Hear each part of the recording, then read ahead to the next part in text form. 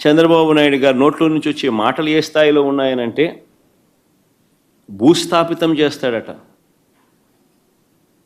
ఆశ్చర్యం కలిగించే విషయాలు. 76 ఏళ్ల వయసు ఆయన, 76 ఏళ్ల వయసులో ఉన్న ఆయన ఒక ముఖ్యమంత్రి స్థానంలో కూర్చొని ఉన్న వ్యక్తి ఒక టీవీ ఇంటర్వ్యూలో మాట్లాడుతూ ప్రతిపక్షాన్ని భూస్థాపితం చేస్తాడంట.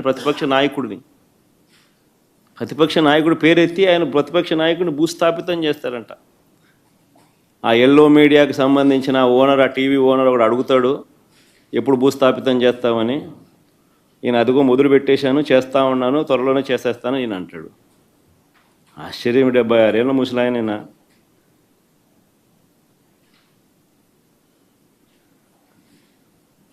ఈ వయసులో రెడ్ బుక్ రాజ్యాంగ పాలన ఏమిటి, ఈ బెదిరింపులేమిటి, వాడిని తొక్కుతా వీడిని తొక్కుతా అన్న మాటలేమిటి, ప్రజలు ఏదో దేవుడు ప్రజలు దయదలిచి ఏదో అధికారం ఇచ్చారు. ఇచ్చిన అధికారంతో ప్రజలకు మంచి చేయడానికి పోయి, మంచి చేయాల్సింది పోయి, ఇచ్చిన హామీలను నెరవేర్చాల్సిన బాధ్యతను పక్కన పెట్టి అబద్ధాలతో మోసాలతో పరిపాలన చేస్తూ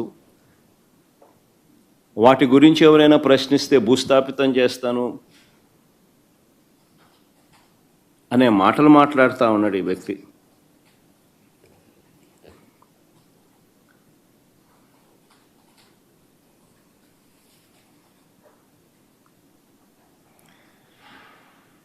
ఈ చంద్రబాబు నాయుడు గారి పాలనలో అసహనం అనేది ఏ స్థాయిలోకి పోయింది అని అంటే,